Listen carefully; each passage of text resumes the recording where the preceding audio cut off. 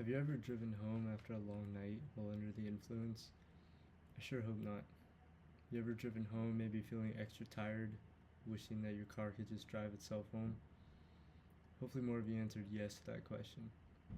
According to the CDC, it was discovered that individuals who have been awake for at least 17 hours display the same levels of cognition as someone who has a blood alcohol concentration of 0.05. A lack of sleep conveys even more side effects, such as short attention span, poor academic performance, and inability to recall memory. Us college students are trying to get the most out of our education, yet many of us fail to recognize how vital sleep is for our brain and physiology. As a psychology major, I've studied how sleep affects memory, emotion, and overall functioning. I've applied this knowledge into my own life, implementing sleep improvement techniques in order to truly understand how quality sleep affects my overall well-being. We tend to underestimate sleep, thinking it's just a time for rest, when in reality it is a biological process that allows our body and mind to recharge, consolidate memory, as well as maintain a stable level of emotions. Today, I will be discussing REM sleep and dreaming, as well as the role that sleep plays in our learning and the solidification of memory, in addition to short and long-term consequences of sleep deprivation, while hopefully leaving you all with some tips to get the most out of your night's rest. I'm sure that most of you have had dreams before, maybe even a few that felt so real that you could reach out and touch them. Or maybe there have been some nights where you didn't dream at all, or maybe you just couldn't remember them. Dreams occur during REM sleep, which stands for rapid eye movement, a stage of sleep where the brain is highly active even though your body is at rest. This stage of sleep is crucial for a good night's sleep, as it helps your brain solidify what you've learned throughout the day and regulate your emotions, preventing feelings such as irritability or anger from easily surfacing the next day. According to experts in the field and the National Library of Medicine, sleep occurs in 5 stages. The first, unofficial stage occurs while an individual is still awake but is on the brink of falling asleep. The actual first stage is short and lasts only 5 to 10 minutes of light sleep. The second stage tends to be the longest, comprising of about 45% of your overall night's sleep. This is the stage where teeth grinding and preparation for memory consolidation take place before the third stage. The next stage is considered to be the deepest stage of sleep. In this third stage, individuals are difficult to wake up and may experience sleepwalking and night terrors. The fourth stage is REM sleep, which is associated with dreaming. It is not considered to be the most restful cycle, however, due to many factors, including irregular breathing rate. But have you ever had a dream so vivid that the moment that you woke up, it just disappeared and you can't remember what happened? This is because of your prefrontal cortex, the part of the brain that deals with attention and memory. It's usually less active while you are asleep. Instead, parts of the brain such as the visual cortex and the amygdala are quite active, which are both responsible for imagery and emotions. While our brains are busy in the dream world, they're also hard at work behind the scenes, strengthening our memories and organizing everything that we've learned throughout the day.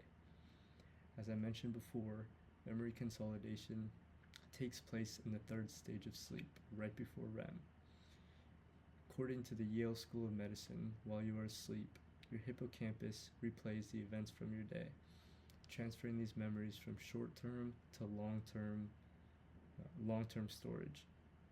So as you may have guessed, if you don't get enough sleep, your brain won't be able to retain the information that you learned that day. This is why sleep is so crucial in our learning, as a key player in performing well on tests and quizzes. Studies show that getting at least 8 hours of sleep at least 1 week before exam helps to improve your scores.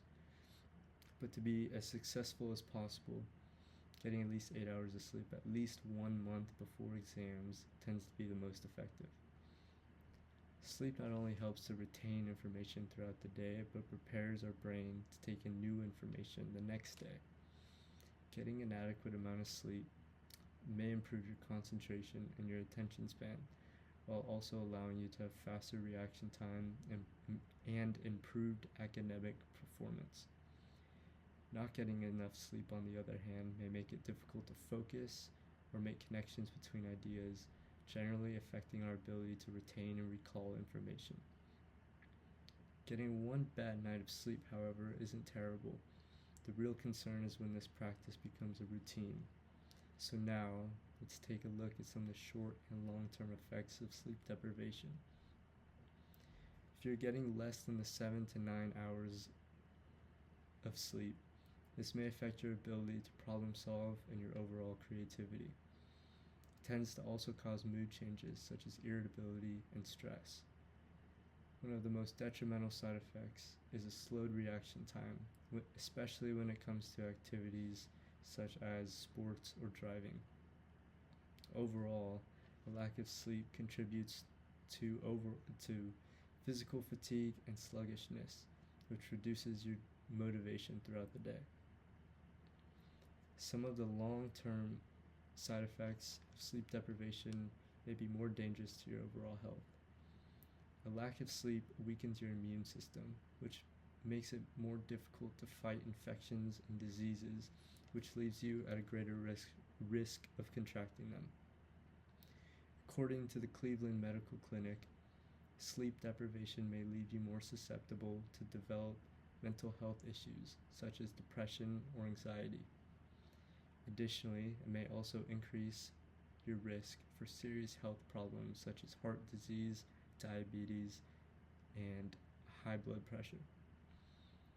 Though it may not seem like an issue now, these side effects can catch up to you quickly, and it's best to take action before it's too late. So as we've seen, sleep is more than just a time for rest. It's one of the most important processes that our body and our mind rely on. We've learned that REM sleep and dreaming help to regulate our emotions and process experiences. We've also learned that deep sleep strengthens our memory and improves our learning performance. The lack of sleep, however, both short and long term, can harm our focus, health, and overall well-being. By prioritizing our rest, we not only recharge our bodies, but give our brains the time that they need to learn, grow, and remember. So tonight, instead of pushing through another late night study session, remember that closing your eyes and going to sleep may actually be the most productive thing that you can do. And as neuroscientist Matthew Walker once said, the shorter your sleep, the shorter your life. So please take sleep seriously because your brain and your future depend on it.